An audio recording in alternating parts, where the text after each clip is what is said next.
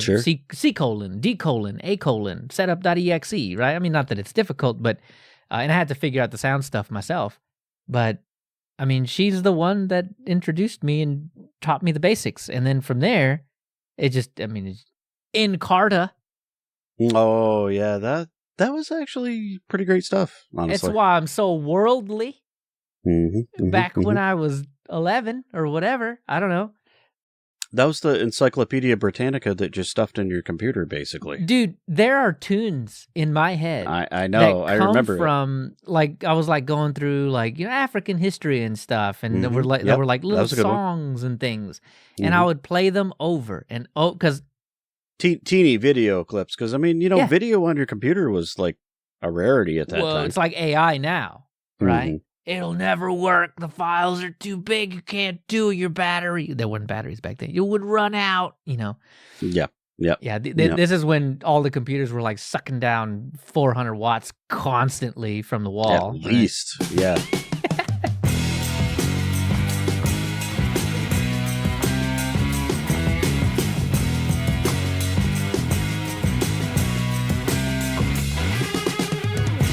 Coming up in this episode, we want to be the hosts with the most.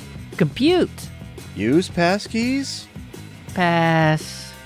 Ed, notes, the Linux wars, and AI in the feedback.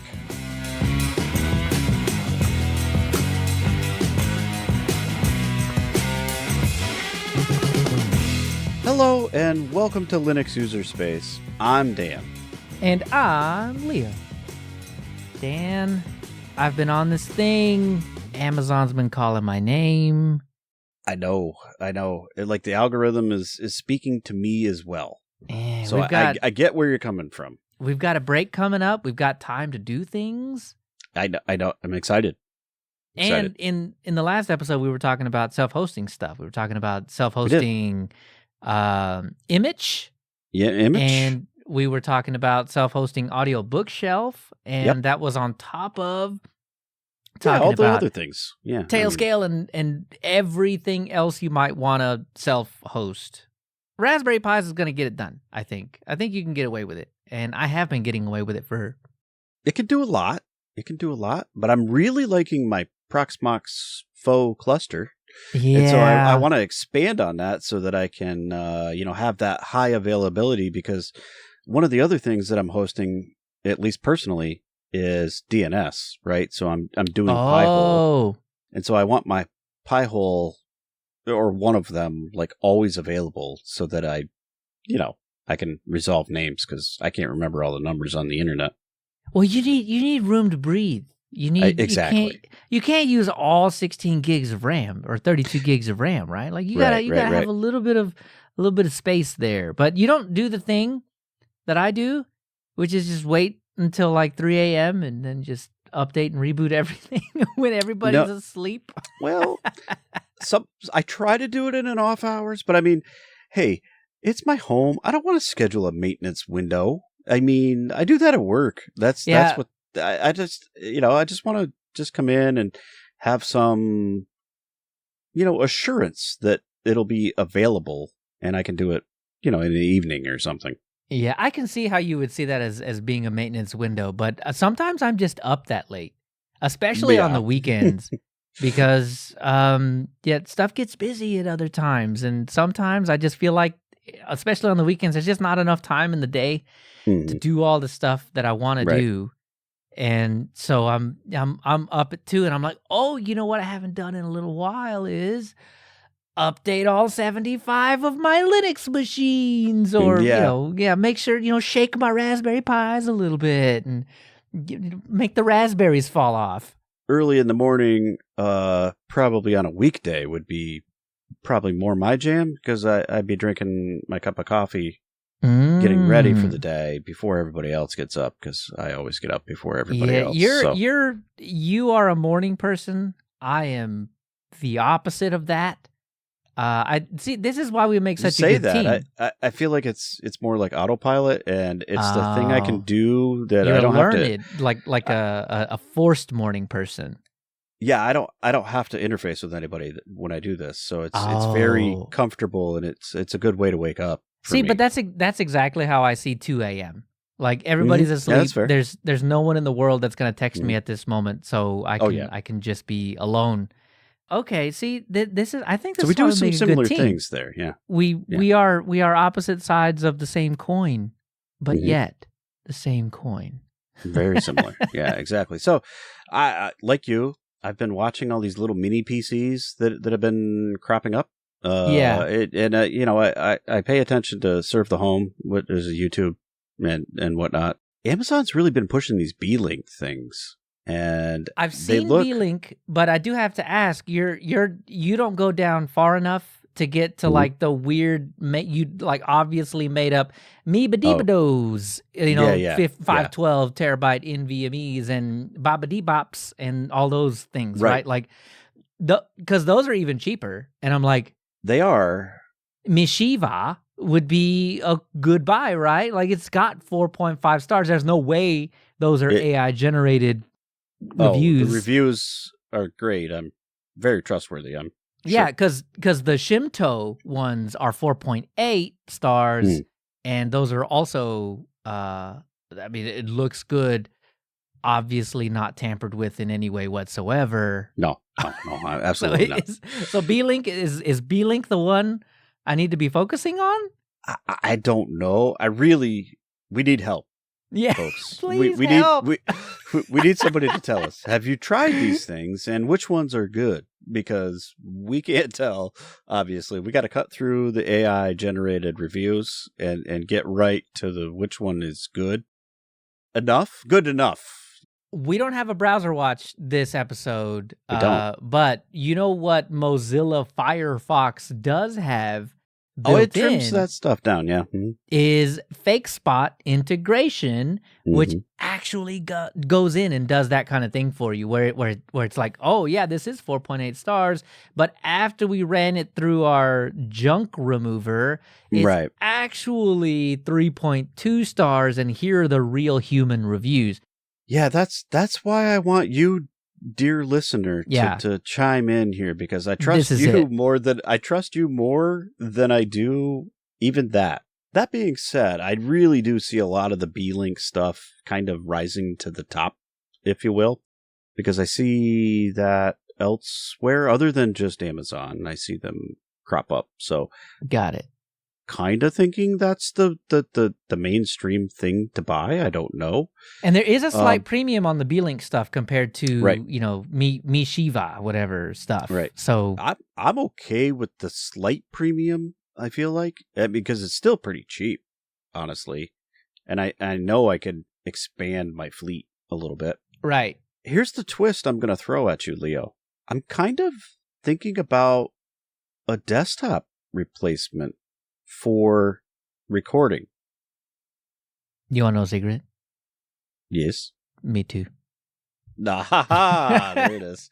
Yeah, because because like it's a nice little quiet machine, powerful enough to be able to get some things done, so I can still do like OBS recording, because if you look at some of those higher end ones, they actually do have the AMD GPU stuff enough that it probably could handle some of the offloading of the CPU.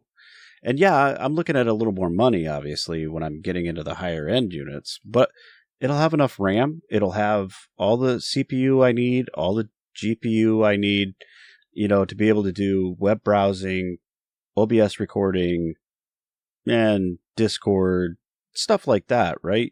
Yeah. It's not super power hungry, which is nice, and I'm sure it'll be quiet, and that's also desirable for recording.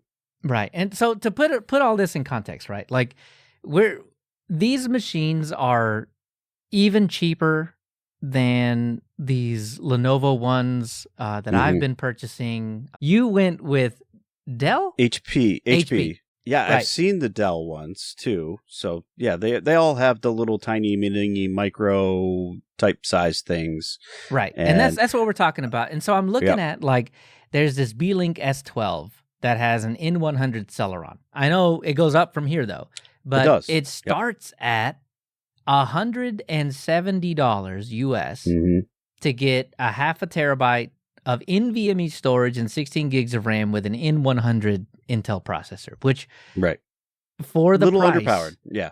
I mean, it's a fantastic. Well, for the price, it's great. Yeah. Yeah. If you're just trying to run a bunch of low-powered VMs or something like that, it's fantastic for it. That you'll have plenty of space, and then it just goes up from there, right? Like you can get the 5th generation 5560U Ryzen 5 for $300.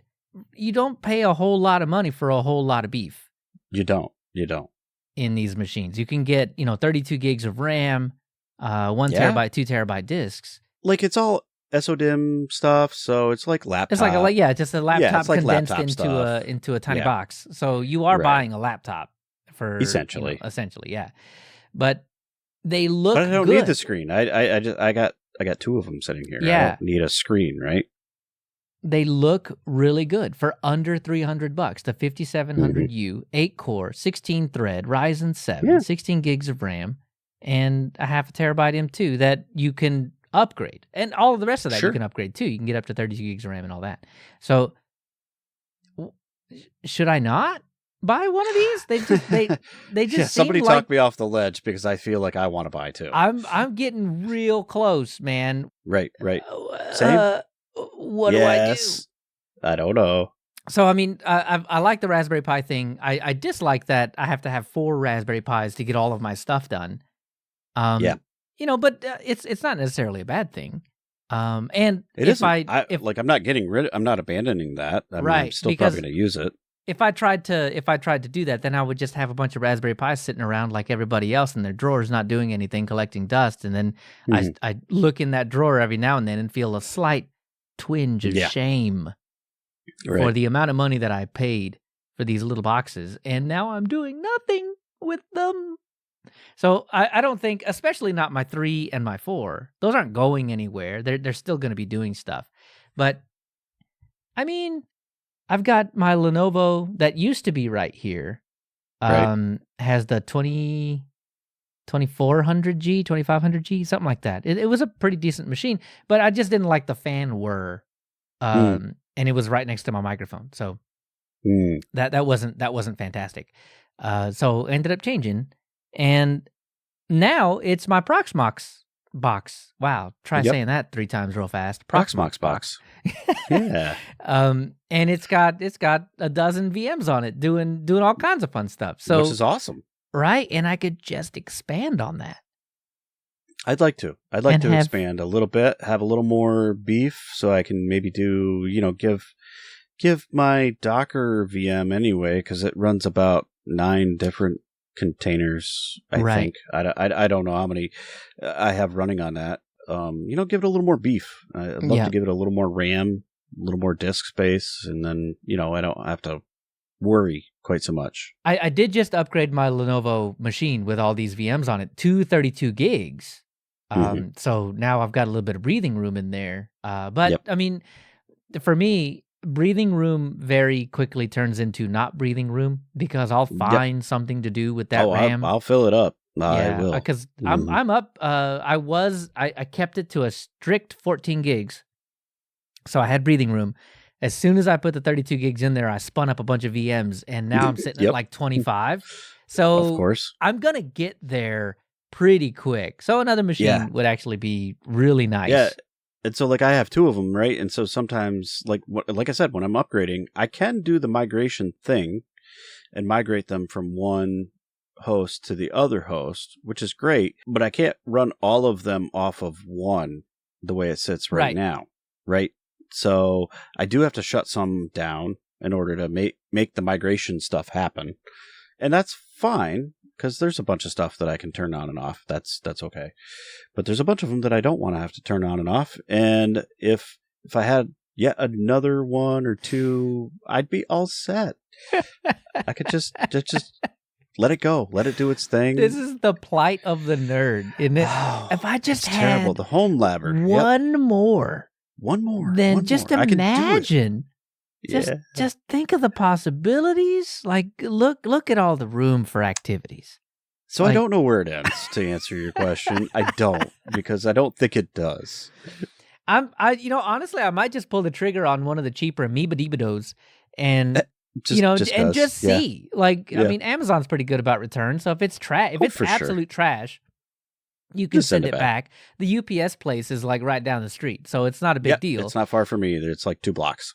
But if it turns out that it's an actual good quality device, then I think that's just all. Just hang on to it, yeah. And then, I mean, I got away $30 cheaper, and now I have more money to spend on my next, because you know it's going to happen. If I just had one more. You know what the next thing I'm going to need is? I need more storage now. All of a sudden, I've got all this compute, and so then you've got to match it up with the storage because I got more VMs running. Yeah, and Bruno sent this weird NAS thing.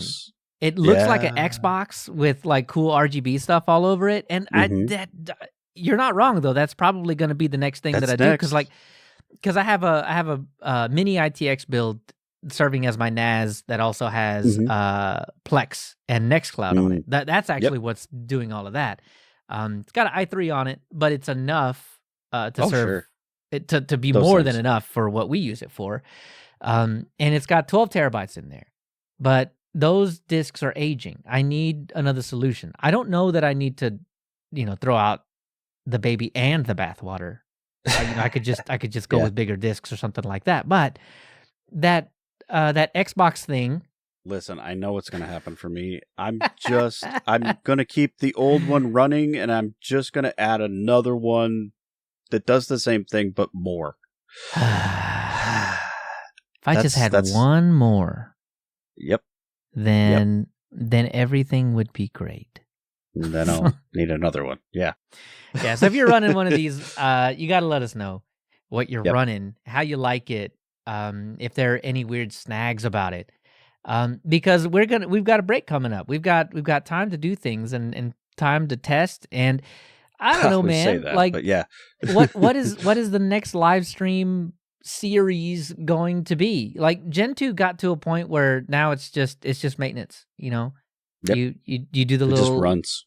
Copy config thing and make a couple changes, accept what's coming down, read the news once a decade, and act on that, and that's pretty much it. There's some real cool Gen 2 tools that I want to talk about next episode. Next time, absolutely. And what I'm thinking is if nothing else better comes along, then real home labby stuff is just real fun to do. I've seen over and over and over again. Well, how do I set up the Pi hole? How do I set up AdGuard on my network? What would I need to do? Because it turns out that I'm a big old nerd, and sometimes it's hard to take that step back and realize, nah, that's easy because you've got a decade of networking experience under your belt, and so DNS is just second nature. But when people have only ever experienced the $40 router DNS DHCP gateway routing situation, then it isn't second nature to just say, oh, well, just change your DNS. You go in, Windows, right click here, click properties here, go down here, and then, like that's not. And so no. Yeah, it's not. Sometimes I know, Dan, you're probably this way too, where you got to take a deep breath, take a step back and be like, nope, you just know that because. Yeah. Oh yeah. I can get very technical very quickly. So if nothing else, man, I feel like one of these mini PCs could just be dedicated to setting up these environments to play around with things like that. How do you set up Pi-hole? Well, this is how. And if you have, 3 Linux boxes on that network, here's how you make the change once. Yeah. And make them all behave. And all have that same information and all get that base level of ad blocking. And then how do you make that even better? So I don't know. It's an idea. I didn't even let Dan in on this one. I've just been kicking this around with don't get me wrong. I think the other thing is I just want to play some video games. Let's maybe do kind of like a alternate thing where it's like, first time we do here's how you Pi-hole, and then the second one is just like I bought some games on the Humble Bundle and I'm not trying to think. So here's what this live stream is going to be about. Right. Dan, hurry up and get in here and play this game with me. That might happen. Yeah, that might that's like, well, that's great. The other bit of news. Dan has had a Steam Deck for a while. You knew this. He mentioned that, I don't know, a long time ago. Geez, a year ago now? Yeah. Is it that long? More? I don't know. It's been a while. Yeah, you've had it for a little bit. Yeah. Just recently, I got one too. So, and I have this. I just Amazon had it on sale. Got me an Elgato 4K capture card. Something. Oh yeah. So I can pipe that straight through to Twitch and so everybody could watch. Yeah.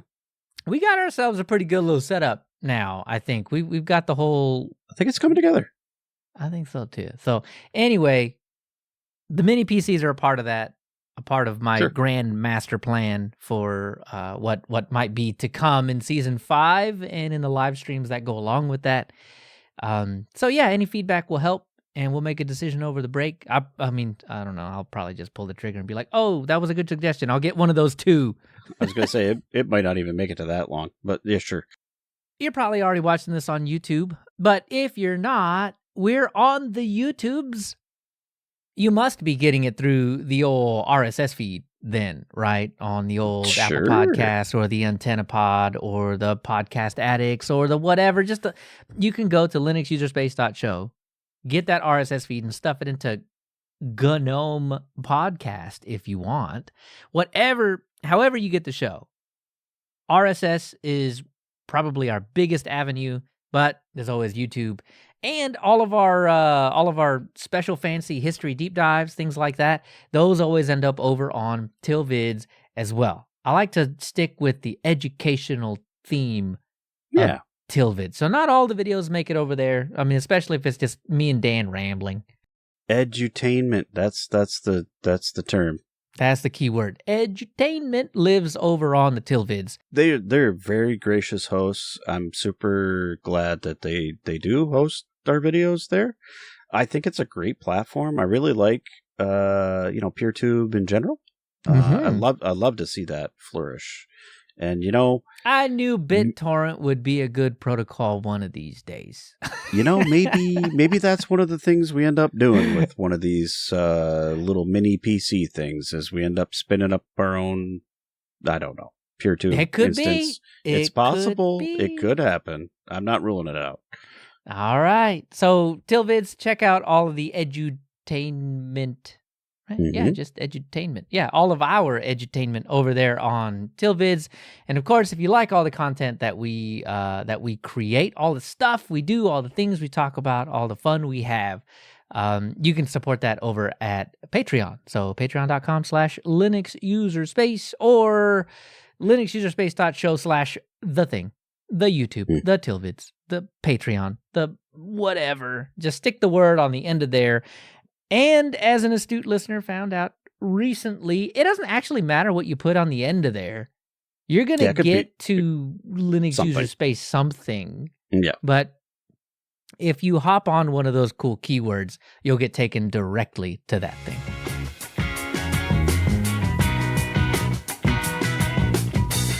All right, Leo. It's time. It's time. Throw away your passwords. You just throw them away. You don't need them. You just get rid of them. Just forget them. You don't need them anymore at all. So what you need to do is get locked in to your vendor and go full on passkeys. And when they're all deleted, you're up a creek without a paddle. Right? No, wait, no. No, not really. No. Thankfully, not all your eggs are in the same basket. Hopefully, you're cautious about that. But in reality, right? So we've been hawking passkeys. We talked about it last time. Passwords and passkeys can still coexist. You can still log into your accounts with passwords and your MFA stuff that you have set up today. Right. Even if you decide to choose to adopt passkeys. So all is not lost. You'll be okay. Just trust us. So here's where a lot of this comes from. I mean, Microsoft has embraced passkeys with Windows Hello and other biometrics. iOS has had passkeys for a little while. Android, I think, is now. I mean, we're fully on the passkey train. Close. It's we're there. Bitwarden supports passkeys. 1Password supports passkeys. It just and more websites every single day are supporting passkeys. So we're in a situation where it looks like passkeys are actually at a stage where at least people are expecting wider adoption. And I'm 1,000% all behind that because passkeys are just better than username and password combo. And I would go one further and say, not only is it better than that, it's better than usernames, passwords, and MFA, time-based one-time passwords specifically. Yep. The one thing that kind of gave me pause for a little bit, Linuxsys on Mastodon mentioned first year's blogalog, passkeys, a shattered dream, and then pointed me to the Security Now, which is a fantastic podcast. I try not to miss any, but then I'll like go months without listening, and then I'll have to get caught up. So like the next 2 weeks is just Steve. Yes. Steve Gibson. Yep. Yeah, and he covers it as well, and even kind of soured on it. So the reason that first year's blogalog is important is because this person is actually the developer for the Rust implementation of WebAuthn, which is the actual spine, the backing of the actual authentication process implemented in Rust. So they know what they're talking about. Yeah, exactly. And they go through this story, which admittedly was written in 2019, and kind of more of it was added on later on. So this is about a 5-year kind of blog that has been amended over time that goes over the story of essentially, my wife thought passkeys were really, really cool. She bought into it, started using it all the time. And then the Apple implementation, the iOS passkeys thing, just deleted some of them. And then she couldn't log in. Just couldn't log in to things. And I mean, when you're all in on passkeys, especially in an early adopter type situation like that, I mean, that kind of thing happens. That's a bad feeling, yeah. And it stings. And so the conclusion of all of that was, I'm going to keep the author here. I'm going to keep maintaining the Rust implementation of WebAuthn. That's not going anywhere. It's going to continue. Right. But passkeys has lost its luster, and usernames and passwords are looking pretty good. It can happen even with traditional username password, right? It happens all the time. People forget their password, and then they get locked out of their account. And then they've got to go do the recovery thing and prove their identity depending on what thing they're trying to log into. So it's not a unique problem. And so that's why you got to create your own hygiene there, if you will, I feel like, and have that option of another way to get that back. And you got to keep that maintenance going on that. That, I think, is really where the crux of the issue is. And they speak to this a little bit in the blog. But the real problem with passkeys is not with the technology. Right. The implementation, passkeys itself is superior in every way to passwords. Absolutely. It's simpler in every way than passwords. And it gets you better security than passwords, including when you add in time-based one-time passwords. Right. But the problem really lies with vendors have taken this technology that is fantastic, that was open by the FIDO group originally, open, and tied it to their platforms and made it difficult to move. So if you've got 100 passkeys to 100 different websites, which is what you would end up doing, if you embraced passkeys, you would end up having one for every single thing. Just like you have a unique password for every single service that you log into, right? Right? You'd never reuse your password, ever. Never. Right? But, it's just one of the benefits of passkeys is that you don't even have to think about reuse. It's thought of for you. But yeah, the problem is in that there. Yeah. it's tied to a specific service, and they're not too keen, though it looks like both Google and Apple are moving toward being able to export them and move them from place to place. It doesn't seem like they're just in a hurry. No, and in theory, they sync between, if you have multiple, say, iOS devices or multiple Android devices. Yeah, but in theory, they platform. sync, but I don't know.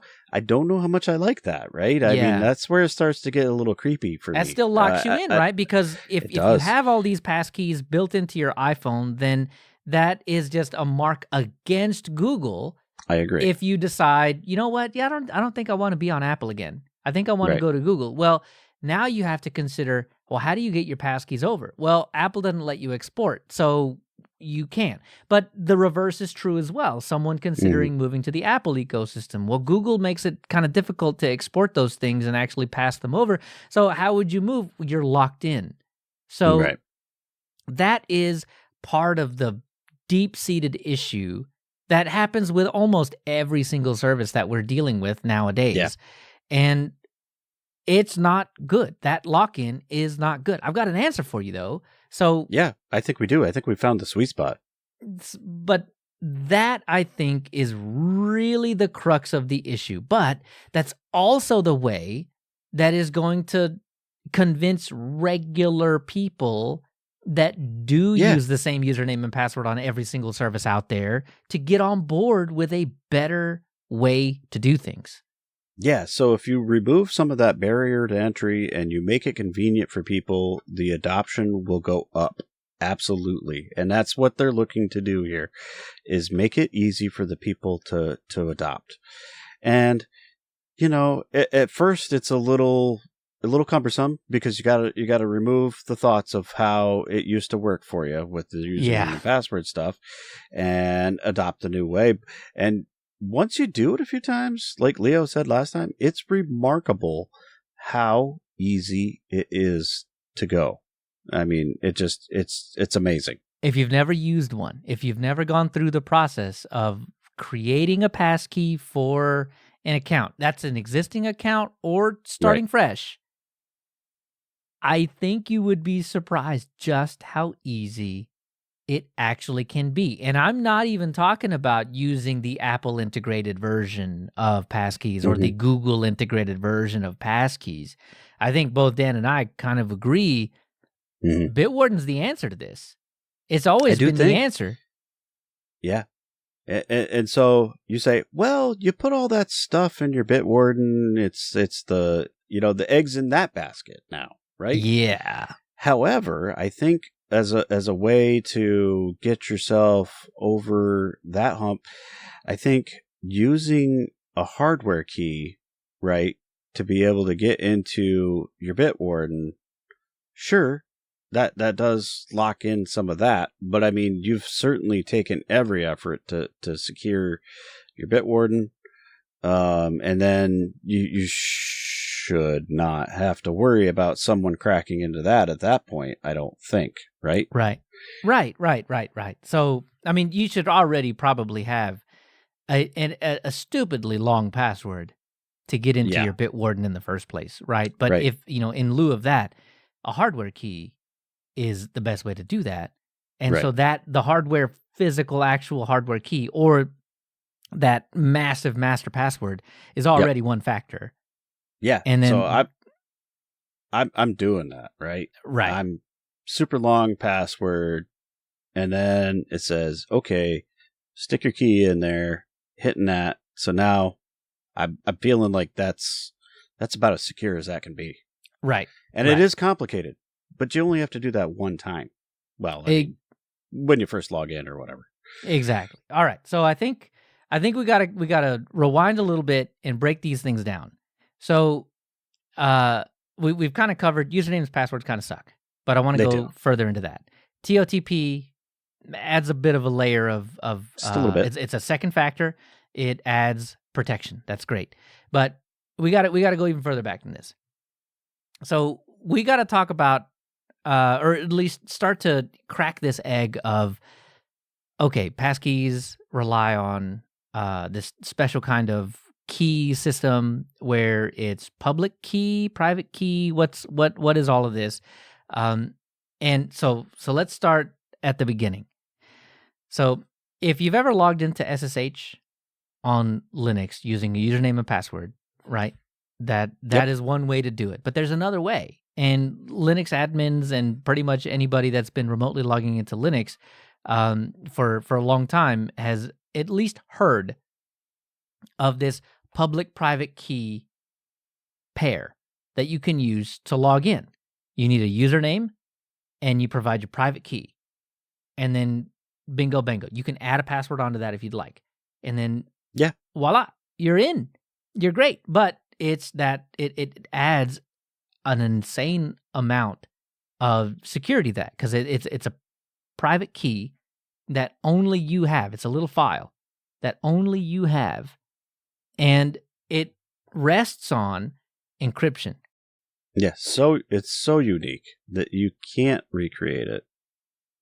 That's the thing. Right. Yeah. We have not figured out how to undo this yet. No. Maybe one day with quantum computing, and then we'll move on to Passkeys version 2. But as of right now, this is our best hope. And this is really what underpins Passkeys.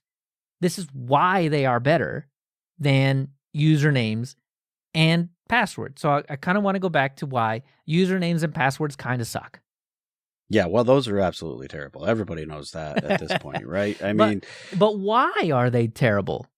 Well, I mean, so you're looking at double digits tops for characters, right? Inside your password, because your brain's not that big. It can't hold, 100 characters probably really very well.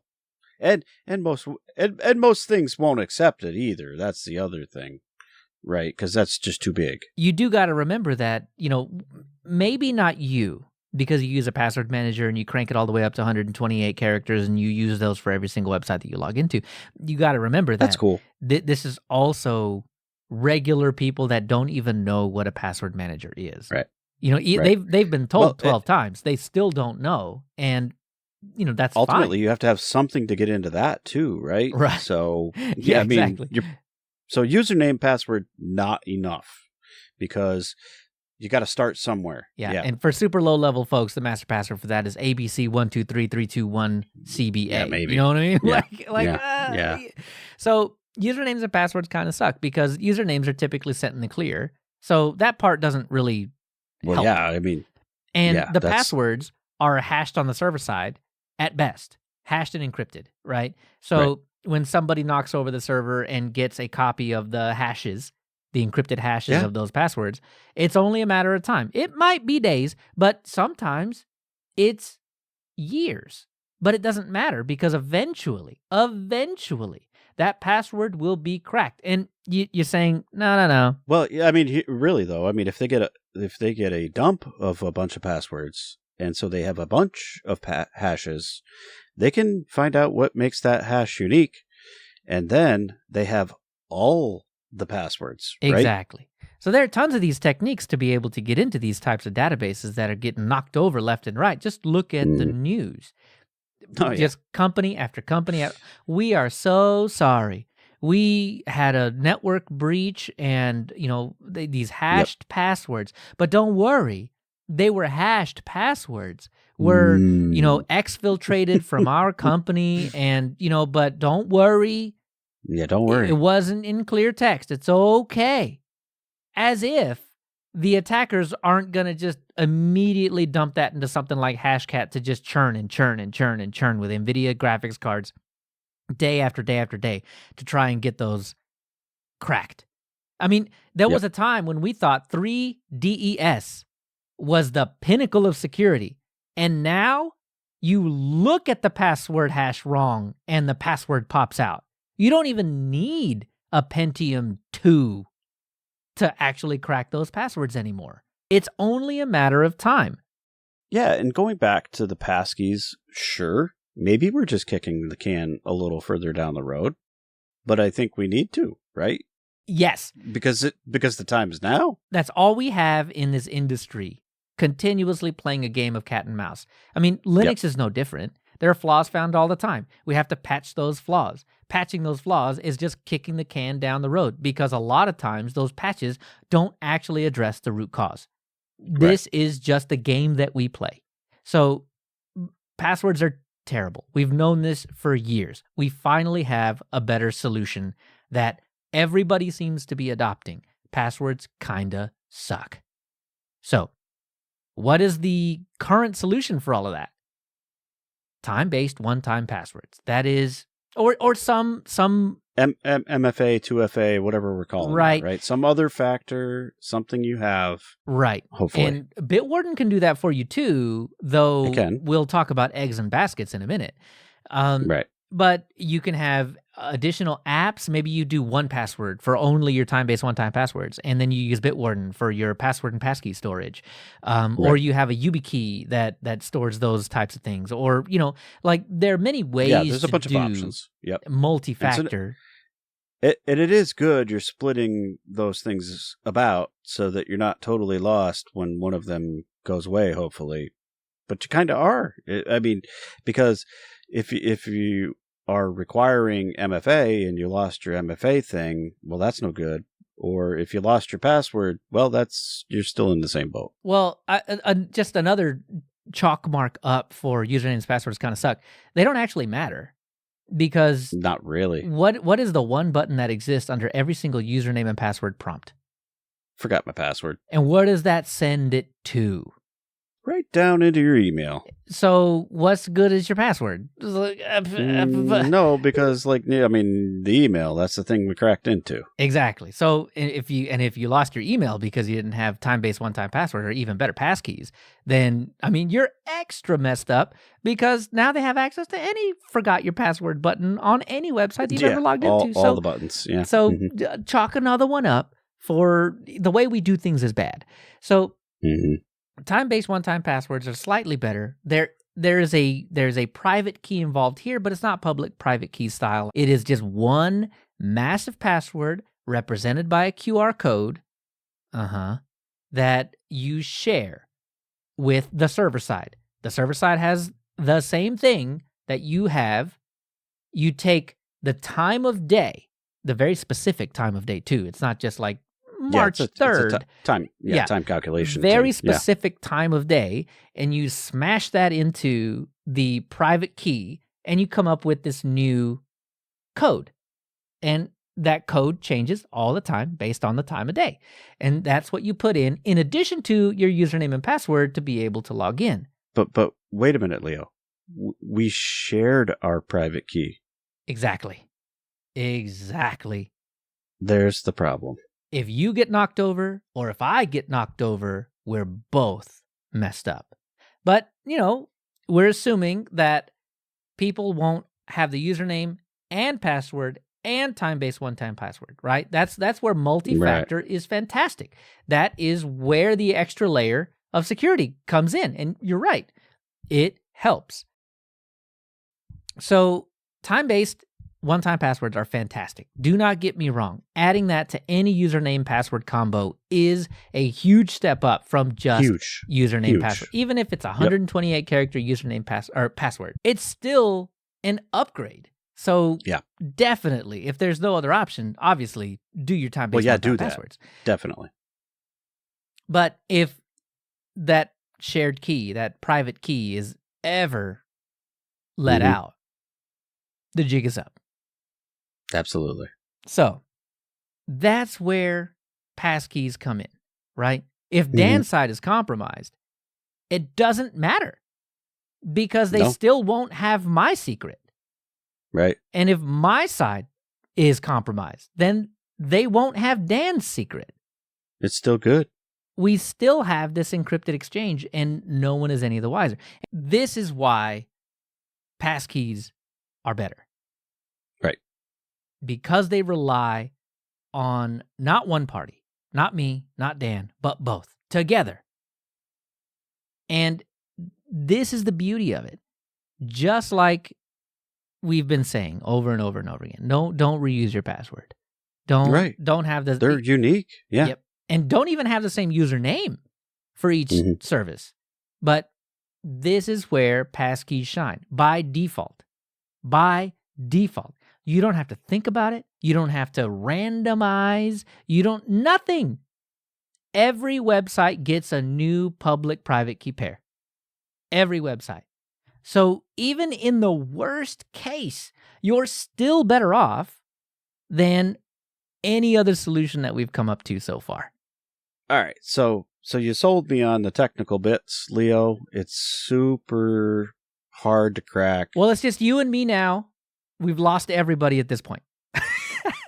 All right. So here's the big thing to take away. It's easy, right? No. You don't have... Yes. So security is not supposed to be convenient, but this breaks that mold, if you will. And it is easy. So you go... I mean, I'm going to give you some links. And yeah, it's some Google Docs, but I mean, it kind of describes step by step how easy it can be. You click create passkey. If you have Bitwarden, like in your browser, you've got the browser extension. It'll say, okay, you got this account. I mean, do you want to be using a passkey here? And basically after that, it's just click and go every time you want to log into that web page. Every single time. We alluded to it a little bit before, but that's the answer. So we kind of opened this up with First Year's Blogalog talking about how, well, Apple's trying to just use this as a way to keep you into the Apple ecosystem.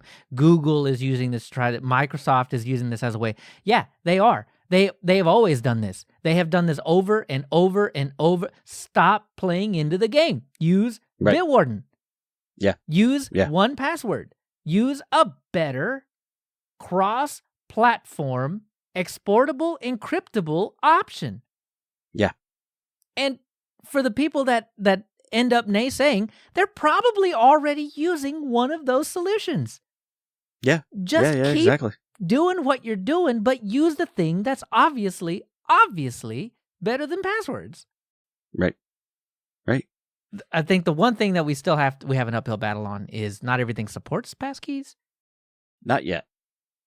At least my solution, I think Dan agrees, is just swap them over when support comes and when you feel comfortable.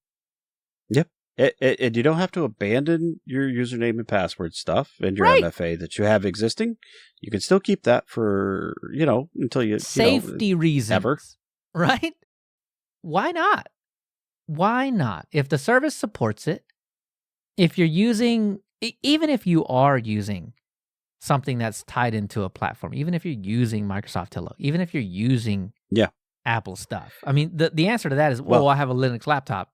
Well, that kind of breaks it, but... Well, I'll turn this on its head, right? So we talked about using like a hardware key, like a YubiKey, to get into your Bitwarden. That's the answer. And that's great, right? But you could turn this the other way too, right? You could use your YubiKey for your passkey stuff too, because then you've broken free, I guess, of the password manager, and you're using a hardware key, something you physically have in your hand. Yep. Plug it into your PC. You need to authenticate? Boop.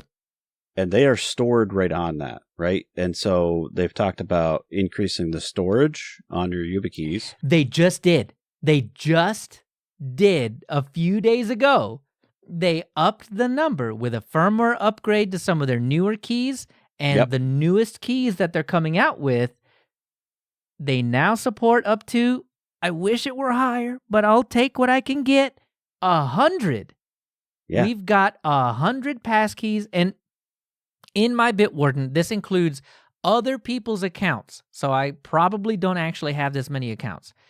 I have 126 living in Bitwarden, secured by my master password lives on my YubiKey. So you got to come and like steal my YubiKey to then go download my encrypted storage to then use that to authenticate in to then steal all my stuff. Right. So, I mean, like. Yeah. So Leo has made it extra hard, but you don't have to do it's that. It's hard mode, but I mean, well, you should. I do think you should. You should, but you don't have to. And it's still very, very secure. Yeah. Like I said, if you wanted to skip the whole Bitwarden thing, say you don't have Bitwarden, that's fine. You can obviously just store those passkeys right on. Yeah. You can skip the Bitwarden step. Yeah. Totally can. And then from there, like it's in your hand. The key is in your hand. Or on your keychain, and then you forget that your keychain is in the next room when you're trying to log into something, and you're like, oh, God, now I have to get up and go get it. But, like, it's in your possession at that point, right? And so it can't be taken away from you, essentially. So, if you couldn't tell, I'm on board, man. I've converted. One way or another. My GitHub is passkey now. I'm on Best Buy. With the passkey, Amazon's got a passkey. I've got Google is on a passkey. Like as I encounter the passkey login thing, I'm like, oh yeah, buddy. As soon as I log in normally, I'm gonna go add a passkey. Even if you want to take an extra step on your YubiKey, you can put a pin on that, right? So whenever it prompts you for the passkey, you enter your PIN, so that say your YubiKey wasn't in your possession. Multi-factor. Yeah, you say your YubiKey wasn't in your possession, for whatever reason. Your kid came along and stuffed it in their backpack or something, right? And they wanted to use it. They can't because they need your PIN. Oh, yeah. Multi-factor authentication. So yeah. There's a couple of ways to secure things really tight. Right. So I think that does kind of like push away the idea that passkeys aren't really multi-factor authentication. I mean, yes, they're one factor, but you can secure them in a place that requires... You can secure them in a way, yeah. More than one factor, making it 2, 3, 4, 5 factor authentication. Right? Yeah. Like, so it's just amazing. Passkeys can be much more than just a single factor. You need your face or your fingerprint or your whatever to open the app, to put in the password, to be able to get to your passkeys. It's always been multi-factor. So it's, I don't think that argument holds much water.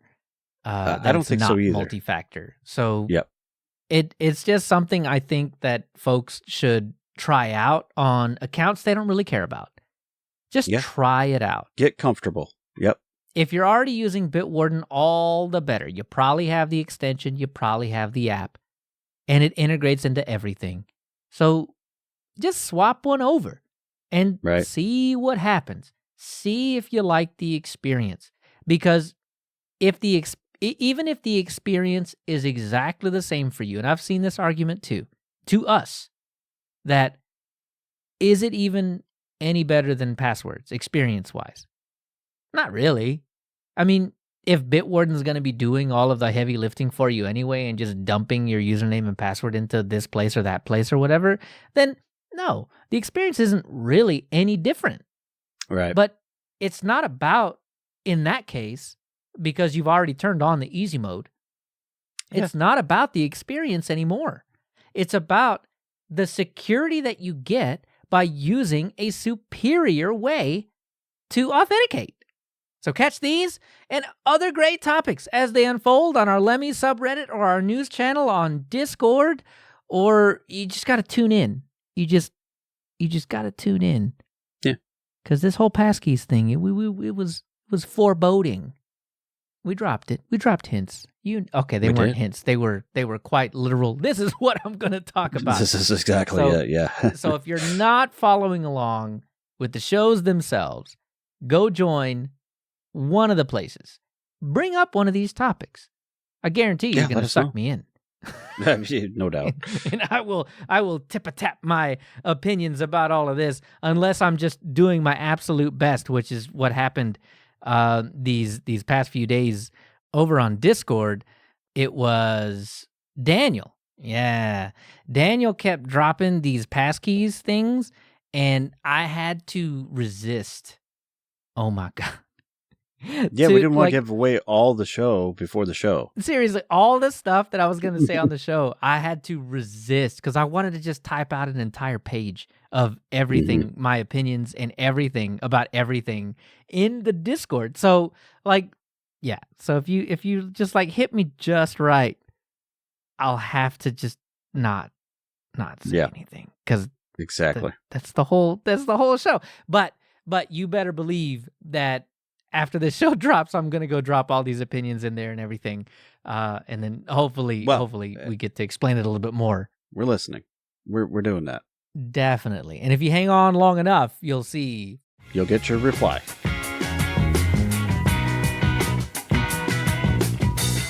So first up in the feedback, we've got greenthumbs comment on YouTube, and this was on the history of the first Unix editor, ED.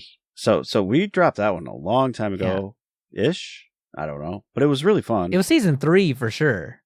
Yeah, I really enjoyed our look at all the different text editors, and that was a great series. So if you haven't seen it, go look for it. Anyway, greenthumbs watched. Said, this is the first time I've heard anyone except Brian Kernighan refer to it as ED. That earns a like and subscribe in my book. So thank you for, the likes and the subscribes and all of that and following along. But, so Leo did preface that as I'm just going to call it Ed because it sounds cool. So, but it is.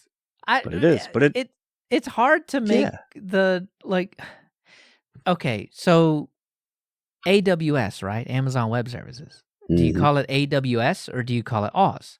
Well, I mean, I think it's Oz. Right? Right? Sure. And even GNU is a pronunciation of GNU. So here's a question for you. What do you call the FS tab? FS tab or FSTAB? Or, I mean, so a couple of those are kind of acceptable-ish. Yeah. Probably none of them. I will allow... it's actually FSTAB, right? Right. I'll allow FSTAB. But I mean, before I ever understood what it was. And what it's doing. Right. FSTAB. I knew it as FSTAB. So absolutely. So there's another one.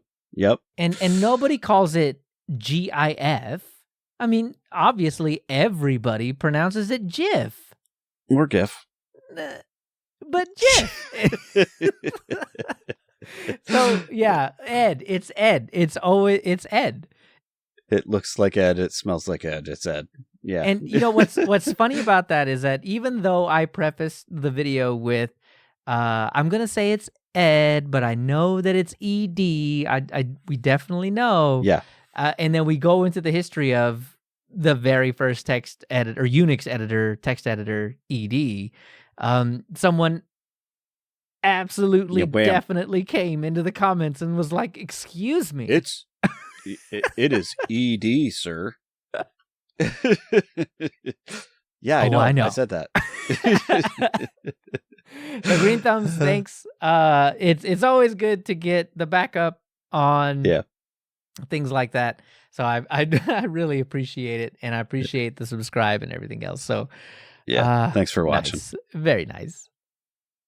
So Scott over email dropped a bomb. So okay, so we all know I've been hemming and hawing about notes. Right, currently I'm just using raw dogging Nextcloud notes. Just opening up a browser, going to Nextcloud, clicking on the notes thing, and just taking my notes, right? That's how I'm doing it right now, but I want a better solution. I feel like that's a little cumbersome. I feel like there's a better way. And, what's funny is it's going to end up being Git or something, and I'm not going to like it. But, okay, so, but I was recently wrangling with QOM Notes, and I got it all hooked up. Got the API thing installed in Nextcloud. Got QO Notes installed on my machine. Got them connected up. I got the green circle. I got the green text. Everything's good to go. It said it was connected, and all of a sudden, nothing's connected. Nothing's moving. I'm taking notes, but yet they're not showing up in Nextcloud. I create something in Nextcloud. They're not coming down to QO Notes. Scott drops a bomb. He writes in and says, I can't believe I'm going to read this. For QO Notes to work properly with Nextcloud, you need to first set your note folder to sync using the Nextcloud application and then point QO Notes at that folder. What the integration with the Nextcloud API does is make the other note features work like note versions and the note trash, but you rely on Nextcloud to actually sync the notes. Period. The end. How did I not know this? What? I thought it would be simpler than that, but it's not. Right. And Scott, thank you. Seriously, this is not about you. Yeah, there were probably some instructions somewhere that Leo didn't read. I guarantee it. This is about me Yeah, and my assumptions about how something should work. Yeah, it's in hindsight. In hindsight. That makes sense, right? Yeah. It's kind of obvious. Scott, thank you for writing in, because apparently that's what I needed to understand what was actually going on in the background. I'm going to implement this. I'm going to fix my issue, and I will report back. So this might. I think you might be there. Yeah. Yeah. Now Scott's got you set straight. I think you might be on the path. Yeah. Exactly, and it's a cute app which integrates in with Aurora, which is. It's kind of where you're at now. Yeah. Atomic, silver blue, fancy pants, flat pack stuff, which is cool. But on the back burner, I've got about 6 other options that have been suggested to me that I'm definitely going to try over the break. That, but just recently, Dave and Dan mentioned Joplin again. And I'm listening now. Since maybe 2 episodes ago, I'm listening. So Joplin is also on the list. We'll see if that works. Options. May just throw money at Joplin to make everything work. That would be easy. That would be the easy option. But I never choose that for some reason. I like the pain, apparently. We are running Gen 2, after all. It's all for science, folks. For science. True. Dave in Discord says, hey guys, passkeys are proving to be frustrating to implement at work where multiple people have to log into the same account. What do you think? Unacceptable. Passkeys are the answer. Ow. But here, I mean, see the previous comments that we had about, adopting Bitwarden. I feel like, I don't know, I haven't tried this yet, and I want to now. I think, Bitwarden has the collections things that you can share with your teammates and stuff. Right. I would almost think that could work there. Like, you'd be able to use your passkey. I think you can. As part of your team membership stuff. So I am going to take that away and give it a test, I feel like. Okay. And maybe Leo and I can do that. Yes. Actually. As a matter of fact, we share a self-hosted thing. We do. Vault Warden. Yeah. That I think we can do the same thing with. I hope so. We're going to try it. Yeah, even though the FIDO Alliance has created passkeys, they've been around for a little while. It really is still kind of early days when it comes to adoption. Microsoft, it was this month that was like, yeah, we totally support them. iOS has been on the train for a little while, and even Android is like, the watch is almost ready. So yeah, getting there. We're still seeing adoption. So it would not surprise me if Bitwarden was like, it's in beta. This whole sharing passkeys thing. So it wouldn't surprise me at all. But I do expect that using this sharing It'll feature, need to be a thing. Yeah. Yeah. It will definitely need to be a thing. So the answer might be we just got to wait for a little bit and we're going to try it and make that work, right? But the answer you probably weren't expecting is, in situations like this, maybe traditional username and password with MFA is the best way to deal with it. But at least for now. But, to piggyback on that security conversation we were having there, that now you have to copy that private key, TOTP, which is worse than passkeys, over to multiple devices so that people can log in with that one-time password. But now you have a server that has the private key.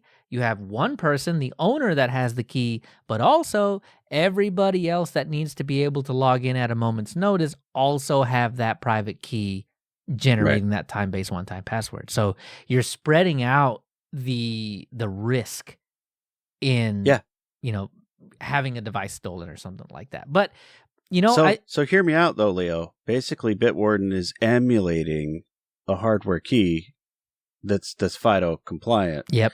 And so it has all that stuff in it. So I think you should be able to share that. I think you're right. I think you're right. So if you're already on the Bitwarden train or some other Bitwarden-like solution, I would just bet, because even Google, and I think it was a good choice, put their foot down and said, we should not be the arbiters of what types of devices are doing this as long as they are compliant. Right. If they do the FIDO2 Alliance compliance, say that a couple of times real fast. FIDO2 Alliance compliance.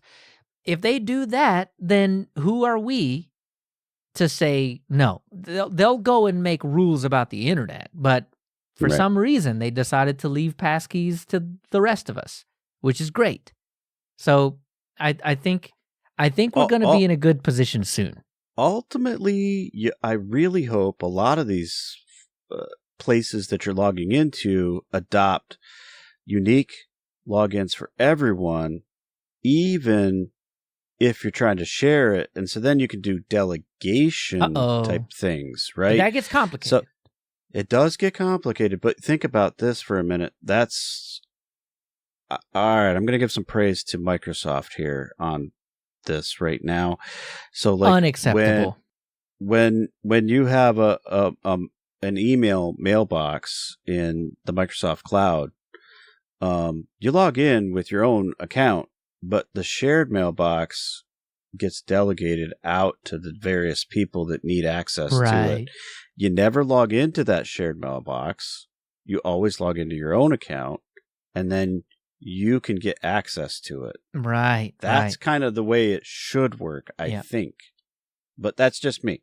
Yeah, multiple times have I been a party to a shared mailbox in Google Enterprise stuff. Yeah, same type of thing. Yeah. So there are certainly ways to do that, but the it's not there yet. Not everybody has that. Yeah. The enemy of security is ease of use, and I think a lot of times, just not because people don't care or anything like that. It's just we want the easy route because it's easy. And we're going to secure that up as best we can, but we still want the easier way to do it. And I think, if for better or for worse, that's the way that people go with it. And so that means that we got one username and password that's shared among us all, and that's how we log in. Adding TOTP to that is fantastic. Do that. Continue to do that until whatever solution you're using to do passkeys is shareable. Right. Continue to do that. But I think ultimately, Dan's solution is the best one. Delegation is the best one. Where everybody has their own key, their own key to the kingdom. Login. Yep. And then, you can destroy that key if something happens, but yet everybody else maintains their access, right? So on the other side of things, on the, oh no, what do we do now side of things are way easier to deal with. That complexity that you're ignoring on the front end to make things easier for people to log in hits you when things go sideways, and now you got to figure out how to get back into it. So, but from the direction that I think your question's coming from, username, password, time-based one-time password, just hang on to it for now until you can get some shareable passkeys or upgrade to delegation. NM on YouTube says, "Hey guys, it'd be fun to hear your debate about DEs, distros, gaming on Linux, and Wayland X11. Seems like everything is coming together for 2024 to be the year of Linux." Yeah. Wow, there's a lot to unpack there. I mean, I feel like that's a whole episode. That's a whole season, Dan. It might be several episodes. Yeah. Yep. Yeah. So we've been talking about DEs for a very long time. That's actually our thing. We do histories of DEs. We spend some time on those DEs. We give our thoughts on those DEs. I don't think we debate those DEs very much. We don't debate a lot. Yeah, we tend to not really compare them to each other because I think a lot of the DEs are very niche, right? Like Bazite. Well, you would only put that on a Steam Deck, and only people with Steam Decks that want a Linux-type gaming experience would want those. And Debian. You know, a lot of folks that really enjoy making things the way that they want them, but they don't want to go so far as to build it together with Arch. Those are who Debian is for. And Arch is for those that like to cobble it together. Gentoo is for those that like ultra control. I'll go a step further and say, we'll tell you what's unique about all these things, but I don't know about debating them. I mean, that's up to you. Everybody has a different use case and a different thought process in mind here. So I'm not going to dictate that for you. Yeah. I mean, I think you can figure that out after I've laid out all the differences and what I like and what Leo likes. And then hopefully you can take away something that you hear that you might like. Exactly. And try it for yourself. That's the beauty of Linux, is taking what you like, leaving what you don't. And, I tend to take more than I leave, but, others tend to leave more than they take. So, that really is the beauty of it all. But there are some things to be said about gaming on Linux. And that's something that I want to do more of on the live streams. That's something I want to, dude, they're two separate Humble Bundles right now that are multiplayer type games that we could all play. You, me, and a couple others that decide to join the live stream can join these games. Yep. Beat 'em ups, and just generally fun games that run on Linux natively. I've got a Steam Deck. You've got a Steam Deck. We can make it all work. I think that's something that I want to look forward to, that I am looking forward to, and we have to delineate. We have to do this thing where it's Wayland or X11, and we'll make that distinction as we fire up the games. Yep. This is Bazite on X11, so bingo bango, right. This is that. Or I'm using Linux Mint today on not Wayland, almost. They're almost not yet, there, but soon maybe they got it.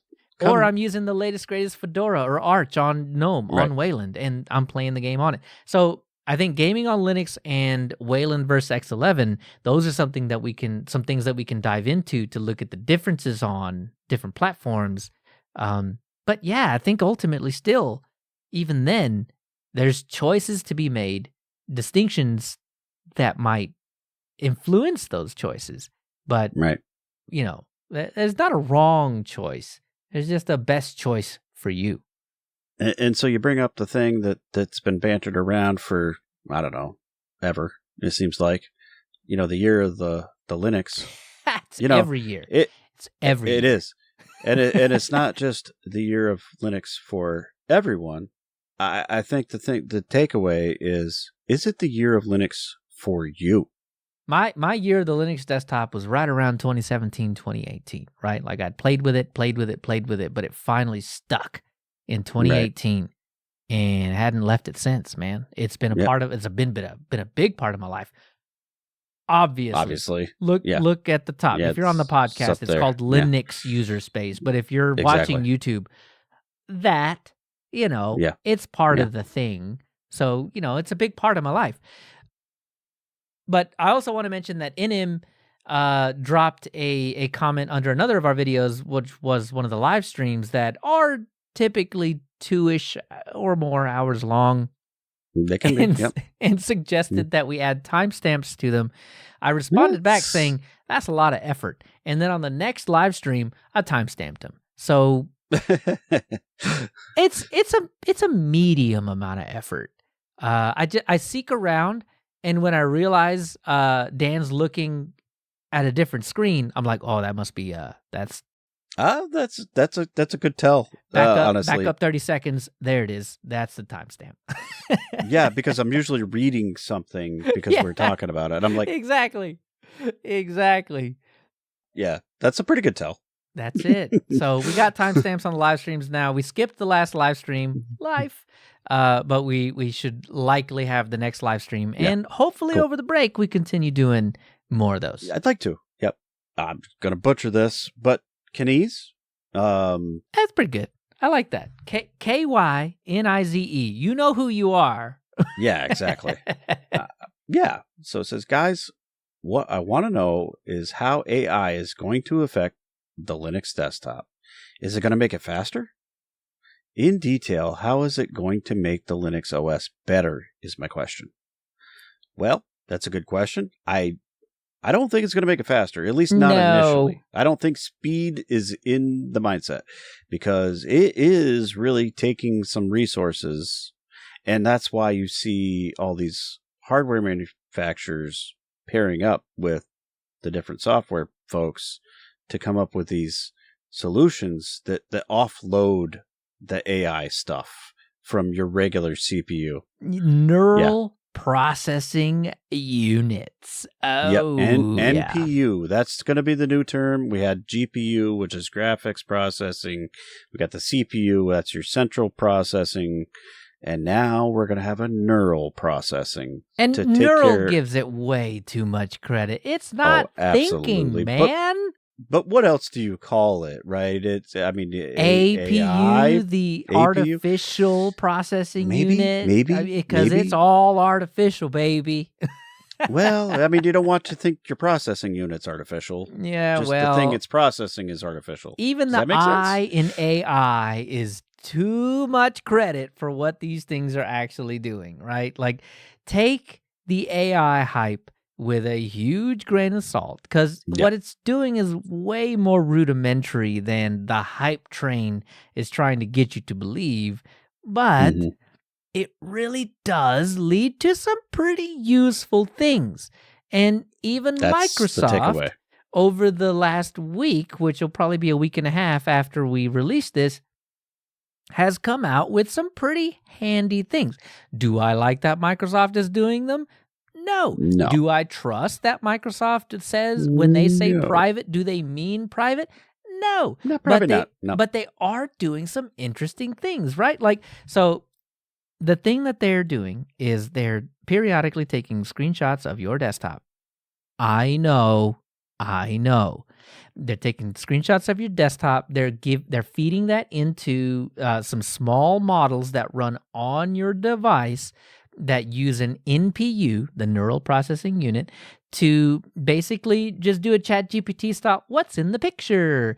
And then it kind of sets aside a summary of what's going on, right? And then later on, a month later, you're like, man, like a few weeks ago, I was looking at this webpage and it had like these things on it, and I don't really remember what that was, but I was really interested in that. And then the AI is going to come back and it's going to say, oh, you were on this webpage. You were doing this. This is the kinds of things that was on the webpage.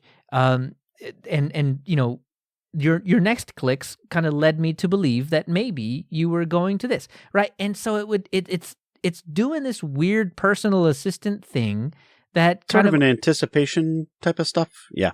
Right. And it'll tell you what you were looking at. It'll tell you the other stuff that was on the page. It will give you an idea of what those pages were about. And it will enhance what you were doing. But again, remember, I don't trust Microsoft as far as I can throw them. Right. They say it's not leaving, but I don't know. Right. Yeah. Like it's bits on a software stack, and I can't throw that anywhere. So that's how much I trust it. So right. I totally get it. The idea though is with Linux, you'll do these things and you'll say that it's local and it's private and you can believe it. Yeah, because you can watch it. Yeah. Exactly. Stick TCP dump or Wireshark on there and see what it's sending out when it's doing these things, right? Like, actually, you can prove these things. Right. So right. When these features eventually make it to Linux, I think they're going to make the computing experience better. So I want to go back to the questions. Is it going to make it faster? No. It's not going to make your Linux desktop faster. However, it might make what you do with your Linux desktop faster. It may do that. Bang. Because I think the big thing is it's going to bring some convenience, and it's going to help bring a better user experience. Yeah. Because it's going to aid you in the things that you're not efficient with, essentially. Finding files, I'm terrible at that. It's going to do prediction for you to help queue up the thing that you thought you might want that you didn't know you wanted. Exactly. Yeah. That's absolutely huge, right? I mean, for better or for worse, file search is not great on Linux. I think KRunner does a pretty decent job. GNOME does a slightly less but decent not just job. File search. Say I wanted to do image search, right? It'll be able to look into the image and kind of parse that for you. You mean the thing I was asking if image could do this last time? Yeah, essentially. But I mean, I think that's going to get better. And I think you're going to say, hey, can you show me the picture of when I was at the beach kind of thing? And it'll look at all your images and say, hey, you want this one right here. Exactly. And that's the type of thing that it's going to bring for you. And when they do, maybe a coffee is the price to pay to say thanks. I agree. Definitely go do that. But I think that's really the beauty of it. That's where AI is going to shine. Yeah, and that's the thing I'm excited about is like having that local, intelligence, if you will. Terrible term, but yeah, to have that predictive analysis done for me so that I can say, I'm looking for the document that talks about this or the picture that shows this, and it can go search my system locally and find that for me. Yeah. Right. Everybody says automate the thing. But what if you don't got time or you don't got effort or you don't have the knowledge to be able to do that? What if there was something that could actually make things faster for you, not the operating system, but other things, tasks, the stuff that you do with the operating system, make those things faster, but private and local. Leo, you're a genius. You just made me think of this. It's not artificial intelligence. It's an enhanced analysis. I think it's gonna improve stuff in ways that we're not even thinking about. But we'll have to see. See. It's like enhanced automation. There you go. It's not AI. It's enhanced automation. That's the one. That's right. Might stick. Because I think that way you're not really giving it too much credit. It really is just regurgitating exactly decent ways to do things, and you didn't have to think about it. You didn't have to deal with it. I think that's the important bit. So find all the terrible titles, all the things that we come up with, and they don't actually make it to production thankfully. at linuxuserspace.show. All of the links are there. Anything you ever want to find. If you want to find us on YouTube, if you want to get the RSS feed, whatever it is that you want, go to linuxuserspace.show. There's a link to pretty much everything. You might have to dig down to the show notes, but it's there. Somewhere. Everything is there. And fire off the enhanced automation system to be able to read through it and parse it. That's the one. Yeah, get Linux GPT to look at the website and then just give you the good bits, right? That's it. Listen to the audio itself and then have it summarize our podcast so you get a 20-minute digest of our 1 hour and 15-minute show. See, that's okay. I think I'd be all right with that as long as you leave a comment. You gotta leave a comment. Send us some feedback, and then I'll be like, "Did Linux GPT summarize that for you?" Because I don't think that's what I said. And then, and then we can just back and forth about that. And then it turns out we agreed the whole time. But if you're gonna leave that feedback, you got to do that by logging into your email with your passkey Ah, yeah, there it is. And sending an email to contact@linuxuserspace.show, or if you don't have a passkey. Or an email. Okay, I'll give it to you. Or an email address. You can go to linuxuserspace.show and click on the contact link and just tip-a-tappa in the web page. Yep. You can send that directly to us. But if you do have an email address and you just didn't feel like logging in with your passkey to do that, you can leave an email address and we can respond back to you. Absolutely. Let you know what episode that made it in, where you can go timestamp-wise to hear the response to your thing. Because usually when I'll send back an email, it'll be like, hey, we talked about your thing. I didn't forget about you. We talked about it right here. Yep. And that way, well, okay, really it's kind of selfish because that way I don't have to answer it twice. But also because you don't get to see my fancy hand movements when I'm giving you the response. The hand movements are key. I think so, yes. So that's the context. Look at the thumbnails. The hand movements are key. They're always there. There's always a hand. Somewhere. There's always a hand. Yeah, absolutely. This entire 30 seconds, this is what gets people in trouble on YouTube. Like, no one would ever make those hand movements in the thumbnail. Turns out, I actually really do normally, as a normal person, maybe not normal, make those hand movements. I'm equally not normal because, like, I make these facial gestures all the time too. I'm so guilty. So in the break, what I plan on doing is going back, taking all of our thumbnails, and then creating stickers out of all of those. That sounds cool. The amount of Dan facial features that we're gonna have is gonna be awesome. It's gonna be great. And then you're gonna have me doing like walk like an Egyptian all over the place. Yes. I'm so glad you did that because now that's going on the thumbnail. That's up there now. Yeah. So if you're on the audio-only podcast, you don't have to watch the show on YouTube, but you should go look at the thumbnail on YouTube because that one is going to be there and you can see what I'm laughing about. It's great. So anyway, contact@linuxuserspace.show or hit the contact link on linuxuserspace.show. Send us some of your feedback, and there's a good chance it'll end up in the feedback. That brings us down to the end of the show here, and we talk about next time. And next time is a little bittersweet, I suppose. Oh, it is. It's a season finale episode, but that's 20. It's 20. It's going to be big. It's going to be huge because we're going to talk about the history of Gentoo. Woof. And that's a lot to digest, but I'm excited for it. I mean, we've been doing it all season long, and I feel like I even started even a little before the season began. Yep. I got a little head start on that. That's a year. I thought I was getting into, getting ahead, and yeah, that's over a year ago now that we started this, and we've been keeping it going.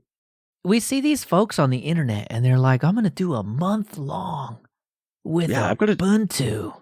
I'm going to do a week of Mint. Okay, sure. Oh, we did a year worth here. I mean, we're into it. Yeah, those are always the best words. Like, I'm going to try this out for a week. Nothing breaks for real in a week. So I don't even know that, but in all honesty here, I don't even know that you can get all set up in Gentoo in a week. Oh, it's tough. Barely. You'd have to work at it. Yeah, unless you've done it before, it's kind of tough to do that. Right. But I'll have like at least as far back as if you remember when we actually said the words we're gonna do Gentoo, then let us know. But I'm gonna go back as far as I can to find out what the day was, or at least the month-ish where we started, and get a general idea of how long we've been on Gentoo. But I'm pretty sure we're talking about like 10-ish months because we had a couple of breaks. I feel like it's more than that. Yeah. Yeah, we had a couple of breaks in the season, so the season actually went longer than we expected. So we've been on Gentoo longer than we expected. I don't think it's quite a year. Oh, I challenge you on that. I feel like it's a little more than a year because really? I know I definitely right around the tail end of last season like maybe a week or so afterwards. Whoa. I started with my VM because that was where I started. Oh, was a yeah. VM, and I feel like it's at least a year ago. Okay. Yeah. Okay. Yep. And then I moved on to hardware after that. I remember after I got my feet wet. Yep. I remember you were talking about the transition. So yep. I'm gonna go see if I can gather up some dates. We're gonna I'm curious. We're gonna get by the time we do drop the episode, we'll have it was 11 months or 13 months or whatever it was. Yeah, probably. But I mean, about a year. Mm-hmm. We've done the thing for about a year. We've had our trials, we've had our tribulations. That's going to be what the second half of the show is about. But we'll come in strong. We'll talk about the Gen 2 history, and then we'll just talk about all the weird stuff that comes with running a Gen 2. And then we got to answer the question, we're going to keep Gen 2ing after that. Don't answer now. And hopefully we'll drop some hints about what's coming up next season as well. I mean, provided that happens. We'll drop the hints about that too. Right. What is it? We got to have a curry. Is that? Yeah, I guess that's what those other folks did, was they had curry. And we talked about, I don't know, like Texas barbecue or something. We talked about it. I think we're going to have to meet in the middle and have some barbecue or something. Like, maybe. What is in the middle of Kentucky? Does Kentucky have good barbecue? They got, I don't know. They probably have grills and smoke and meat. So maybe. They do. I'm not sure. Is that like halfway? We're going to go to Kentucky and it's going to be like Texas barbecue. And I'll be like, probably. Yeah. Is it though? Is that like halfway? Probably. Pretty surely. Close, right? Yeah. Right? I mean, I would think so. Between New York and Texas? Someone get out that little two-legged pencil drawy circle thing and then let us compass? know. It's Kentucky. Yeah, compass. Is Kentucky right? I feel like it is. It's pretty close, I think. Yeah. Just based on the geography that I know. Sure. Mm-hmm. We'll go with Kentucky. I like Sounds good. I like Carolina barbecue, man. Like that's one thing. I had some of that actually in Carolina. Yeah. About a month ago, and that was pretty good. The tangy, a little bit of sweet, the mustard. The little bit of mustard, yeah. So good. Anyway, in between the shows and the seasons and whatever, drop us some notes. Twitter, Mastodon, Telegram, Matrix, all that stuff. And send some suggestions our way so that we can talk about it. All the links in the show notes on linuxuserspace.show. So, Leo, where can we find you? Always at leochavez@mastodon.social. I'll still respond to the DMs and whatnots on the old Twitters, but I tend to not post there nearly as much. Yeah, same here. Do some retweets and whatnot, and maybe that's about it on the Twitter. I am at KC2BEZ at mastodon.social as well. You know, the show itself at Linux User Space at mastodon.social. I'll put that in the notes one day. Come back in 2 weeks when we'll have more Linux User Space. See ya. Bye.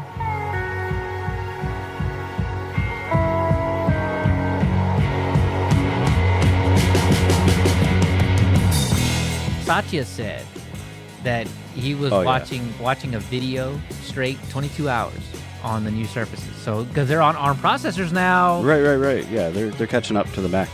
Yep. World. Apple being trendsetters again.